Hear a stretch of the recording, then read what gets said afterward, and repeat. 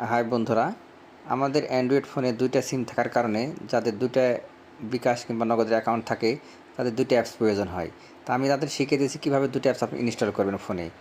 প্রথমে আপনারা সেটিংয়ে যাবেন, সেটিংটা এখান থেকে চয়েস করার পরে আপনি খুঁজে সেটিং অপশন বাইর করার পরে আপনি সার্চ বাটনে গিয়ে লিখবেন ডুয়েল। ডুয়েল লিখলে আপনি এখানে একটা দেখতে পাবেন, এই অপশন লেখা আসবে ডুয়েল অ্যাপস। এই ডুয়েল অ্যাপসের ভিতরে এখন ঢুকবেন। ঢোকার পরে ওখানে দেখবেন আপনি অনেকগুলো অ্যাপস আছে।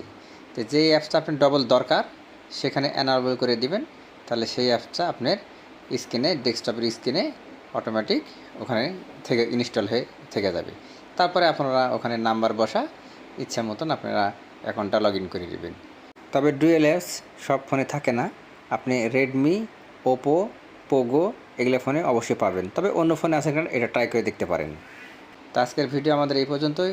আপনাদের যারা আবার নতুন নতুন কিছু জানতে চান আমাদের এই চ্যানেলটি সাবস্ক্রাইব করে রাখবেন, পরবর্তী ভিডিও আমরা আবার ছাড়ব। এই বলেই আমার আজকের এখানে শেষ করলাম। খোদা হাফেজ, আসসালামু আলাইকুম।